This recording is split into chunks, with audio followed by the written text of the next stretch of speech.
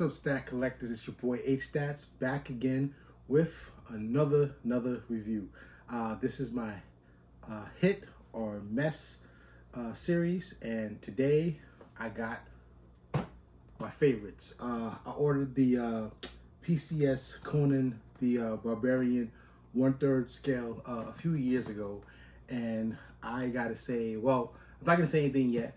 Let's get these guys out the box and let's basically talk about it. Okay, so here it is. Conan the Barbarian 1/3 scale by PCS. Over here you have the war paint Conan, and over here you have Conan without the war paint. And usually I like to line them up like this. That was basically the idea when I first saw these sculpts. I mean, Conan the Barbarian is one of my favorite comic books growing up, and I also enjoyed the movie version when Arnold Schwarzenegger played Conan the Barbarian. So let's dive into basically the pros and cons of this particular 1/3 scale by PCS. Now, I don't know if you can notice anything a little bit odd. So this is what I mean. At that time, I was still fairly new to collecting statues, and I didn't know too much of the pros and cons. To the right, I really love the war paint Arnold Schwarzenegger, and I somehow convinced my wife to get me the regular version as well. And I got lucky enough. They're both signed by the artists. They made 275 of the war paint Conan, and I got lucky to get the artist proof. And they made 325 of the regular version, and I got lucky, got the artist proof and artist print, I should say. And they're both signed. The base is both signed. But again, when I got it, what I noticed was, here it is right here. This guy's a little wobbly. It came damaged, whereas this guy is absolutely flat. Now, there's a way to repair this, so I didn't want to give it up and send it back because I figured I somehow got really lucky and got the artist print, and I didn't want to lose that, so I hung on to it. But I should have called up PCS and negotiated a deal, but I did not. So that's something you can do. If you get something that's very hard to get and it comes damaged, you can always contact the manufacturer or distributor and try to get maybe 20 or 30% back of what you purchased. So I'm gonna turn him around and you guys can see exactly what he looks like. I just haven't had the time to repair this base because it is a bit wobbly, and you won't be able to put this on a shelf because it will eventually rock back and forth and tumble and fall to the ground. But this can be repaired. I already looked it up. I have someone that's gonna repair this base for me. But overall, I can say this is definitely a hit for me. It's not a mess. I absolutely love the both versions. It brings back a lot of memory when I first saw the film. Both poses, although they are kind of identical, and I'm against same pose statues with different paint. It's different with this one.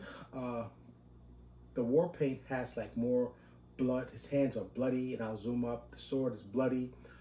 His hair is more down. Of course, he has the war paint.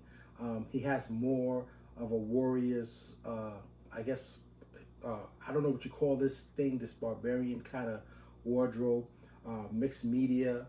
He also has a holster for his sword that he can basically put his sword into. It doesn't really make sense in this stance, but putting the sword into the holster, but it just gives you that illusion of where his sword would go. And this is sort of out of the movie. I'll show you a picture of the pose that he does in the movie. This one, the regular Conan pose, is definitely out of the movie. I don't know if you remember that scene where he's on the beach after He was basically, I guess, beaten to death when he infiltrated the cult, and they found out who he was, and they hung him to basically, I guess, die and in the desert. And he was found, and then he recovered, of course, and he basically started regaining his strength, and he was practicing. And I actually like that iconic move where he put the sword up and did his famous stance. The war paint, Conan kind of did something like that, but his was more like where he's holding the sword with, I'm ready, let's go, let's kick some ass. But really cool. So the base, they're identical to each other. It has like a marble kind of feel, and you have like that occult, like snake wrapped around the base, which is like kind of iconic. This one, the regular one, his hair is more, of course, like when he was on the beach and the hair is drifting, blowing in the wind, which is more realistic. I'll zoom up and I'll show you his face. Very, very identical to Arnold, young Arnold at that time. I really gotta get this thing fixed.